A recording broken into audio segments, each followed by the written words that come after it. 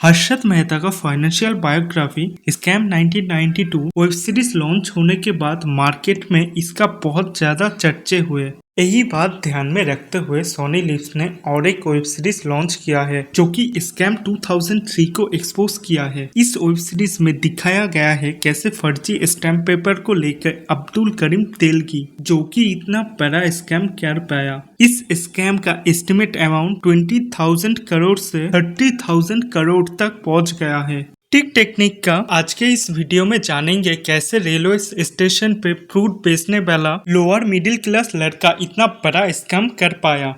Scam 1992 web series में दिखाया था हर्षद मेहता के बारे में जो 500 करोड़ स्कैम के लिए अरेस्ट हुआ था और ये पूरे स्कैम को एक्सपोज किया था उस टाइम का एक फेमस जर्नलिस्ट थे जिनका नाम है सुचेता दलाल। इस पूरे स्कैम को इन्वेस्टिगेशन करके सबके सामने उन्होंने ही पहले लाया था और ये पूरे स्कैम को एक्सपोज करने के लिए सुचेता दलाल को पद्मश्री अवार्ड भी मिला था। बात है 2003 का स्कैम के बारे में। इस स्कैम का मास्टरमाइंड है अब्दुल करीम तेलगी। 1961 में इसका जन्म हुआ था कर्नाटक का छोटे शहर कानपुर में। उनका पिता का मृत्यु हुआ था जब उनका एज 7 साल था। उनके पिता एक रेलवे एम्प्लॉय भी था और उनका पिता का मृत्यु होने के बाद परिवार में फाइनेंशियल क्राइसिस आ गया, इसलिए उनका फाइनेंशियल रिक्वायरमेंट पूरा करने के लिए अब्दुल बहुत ही छोटे एज से ही रेलवे स्टेशन में फ्रूट बेचना चालू कर दिया। हर्षद मेहता की तरफ अब्दुल करीम तेलगी का भी एम्बिशन बहुत बड़ा था। इस एम्बिशन को पूरा करने के लिए कर्नाटक से सीधा मुंबई आ गया। उनका स्ट्रॉन्ग एजुकेशन बैकग्राउंड था, इसलिए जॉब मिलने में बहुत आसानी हुआ था, पर जॉब से उनको जितना पैसा मिल रहा था उनको उतना पैसा कम लग रहा था। फिर उन्होंने ज्यादा पैसा कमाने के लिए सऊदी अरेबिया में चले गए। सऊदी अरेबिया में जाके 7 साल काम किया और बहुत सारे पैसे भी कमाए, पर उतना पैसा भी उनका लाइफस्टाइल में कम पड़ रहा था और उनका माइंड में हर टाइम यही चल रहा था,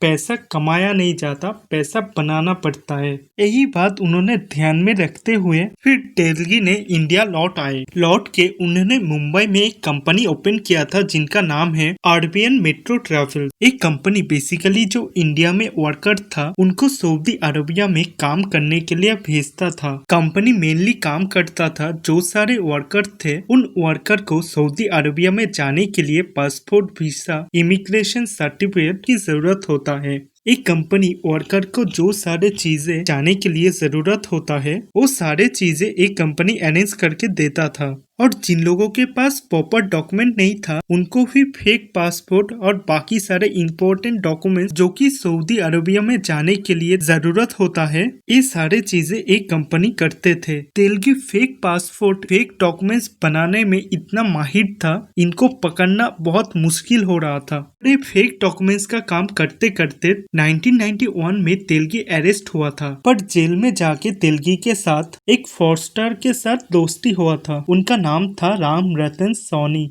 ये राम रतन सोनी स्टॉक मार्केट में जो शेयर सर्टिफिकेट होता था उस शेयर सर्टिफिकेट को लेके ये स्कैम करता था।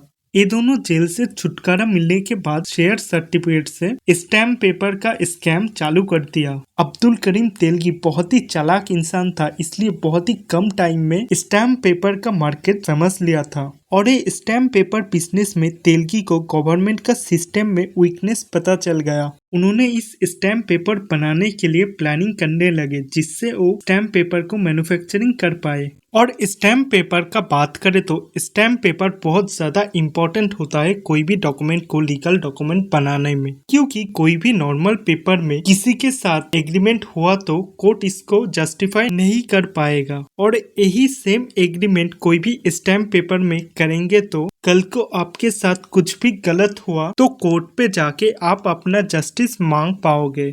पर अब्दुल करीम तेलगी इतना इम्पोर्टेंट चीजों को भी फ्रॉड बनाया। इस स्टैम्प पेपर को सिर्फ और सिर्फ गवर्नमेंट ही मैन्युफैक्चर कर सकता है। अलग अलग राज्य में स्टैम्प पेपर राज्य सरकार प्रोवाइड करता है। आप जो स्टैम्प पेपर देख रहे हो ये स्टैम्प पेपर वेस्ट बंगाल सरकार ने प्रोवाइड किया है। हर राज्य का अलग अलग स्टैम्प पेपर होता है और हर अलग राज्यों में स्टैम्प पेपर में स्टेट का नाम मेंशन रहता है और स्टैम्प पेपर का यूज बहुत ही इम्पोर्टेंट होता है कोई भी एग्रीमेंट में। स्टैम्प पेपर बनाने की जो मशीन होता है वो सिर्फ और सिर्फ गवर्नमेंट के पास ही रहता है। अब्दुल करीम तेलगी इस स्टैम्प पेपर बनाने का पेंटिंग मशीन वो गवर्नमेंट के पास से खरीदा था। जो मशीन पुराने हो जाता था वो मशीन को कबाड़ी वालों को बेच देता था। अब्दुल करीम तेलगी और उनके जो पार्टनर था वो कबाड़ी वाला बन जाता था, जिससे ये मशीन खरीद पाए। खरीदने के बाद ये रिपेयर करके फेक स्टैम्प पेपर को मैन्युफैक्चर करता था। तेलगी पेंटिंग मशीन अरेंज करने के बाद स्टैम्प पेपर को मैन्युफैक्चर करने के लिए और दो चीज बहुत ज्यादा जरूरत होता है। गवर्नमेंट स्टैम्प पेपर को पेंटिंग करने के लिए एक अलग टाइप का पेपर यूज करता है, जो कि नॉर्मल ये मार्केट में नहीं मिलता। इसमें जो पेंटिंग करने के लिए जो इंक यूज होता है ये भी अलग टाइप का है। गवर्नमेंट का सिक्योरिटी पर्पज से ये मार्केट में अवेलेबल नहीं होता। तेलगी ये सारे चीजों को अरेंज करने के लिए गवर्नमेंट सेक्टर में जो सारे एम्प्लॉय काम करता था वो सारे एम्प्लॉय को रिश्वत देकर उनसे खरीदता था। ये सारे पेपर और पेपर इंक ये सारे चीजों को लेकर Abdul Karim Telgi stamp paper manufacture करना चालू कर दिया। उनको ये स्टैम्प पेपर मार्केट में फैलाने के लिए 300 से भी ज्यादा एमबीए को हायर किया था और ये एमबीए वालों ने अलग अलग सेक्टर में जॉब कर चुके थे। ये सारे फर्जी स्टैम्प पेपर को तेलगी बहुत डिस्काउंट में सेल होता था, इसलिए मार्केट में फैलने में टाइम नहीं लगा।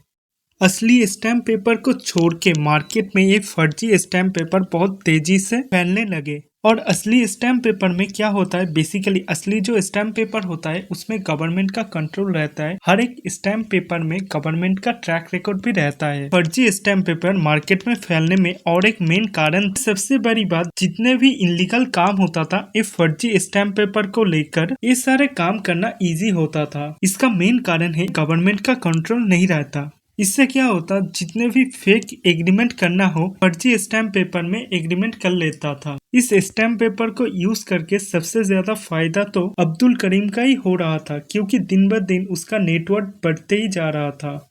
एवरी डे इतना पैसा कमा रहा था उनको भी पता नहीं था। वो अपने पैसे को बैग में भर के रखता था। तेलगी को बार में जाके पैसे उड़ाने का बहुत शौक था। एक दिन तो हद्दी पार कर दिया। बार में जाके वो एक नाइट डांसर के पास 93 लाख पैसा बर्बाद किया था। उस टाइम 93 लाख मतलब बहुत पैसा होता था। बार डांसर के पीछे खर्चे करने के बाद ये न्यूज़पेपर में छप गए। इस बात को लेकर उस टाइम बहुत तेजी से चर्चे में आ गए। इसके बाद से ही बहुत सारे न्यूज़पेपर इनको लेकर बात करना चालू कर दिए। इस दौरान 2000 आते आते बेंगलोर पुलिस को एक स्टैम्प पेपर का गड्डी मिला था, जो कि पूरा ही फेक स्टैम्प पेपर लेकर जा रहा था। फिर पुलिस ने इस स्टैम्प पेपर को लेकर इन्वेस्टिगेशन चालू कर दिया और इस इन्वेस्टिगेशन के टाइम पे तेलगी का नाम सामने आया। फिर ये इन्वेस्टिगेशन को SIT को हैंडल करना चालू कर दिया। ये केस बहुत ज्यादा कॉम्प्लिकेटेड हो रहा था, इसलिए SIT से ये CBI के पास चले गए। इस केस के दौरान अब्दुल करीम तेलगी को भी अरेस्ट किया था। 2007 में इस केस का सुनानी हुआ था, जिसमें तेलगी को 30 साल की सजा मिला था और टैक्स डिपार्टमेंट 120 करोड़ की डिमांड किया था। फिर इसका 10 साल बाद 23 अक्टूबर 2017 में बेंगलुरु का एक हॉस्पिटल में इनका डेथ हो गया था। बेसिकली बोले तो ये मल्टी ऑर्गन एड्स से जूझ रहा था, इसलिए उसका मौत हो गया था। ये बेसिकली रिपोर्ट में जाहिर हुआ था। एक वीडियो क्लिप में शो कर रहा हूँ जो अब्दुल करीम का तेलगी का लास्ट टाइम का वीडियो है। Telgi? Yeah. Who are those politicians? My politicians Huh? are LG. Huh? Who are those politicians? Mr. Sharad Pawar. इस वेब सीरीज का नाम है स्कैम 2003। नीचे लिंक पे जाके आप ये देख सकते हो। आपको वीडियो अच्छा लगे तो लाइक करना, कमेंट करना, शेयर करना और चैनल से जुड़ने के लिए सब्सक्राइब करना। इस चैनल का बाकी सारे वीडियो आप इस थंबनेल पे टच करके देख सकते हो।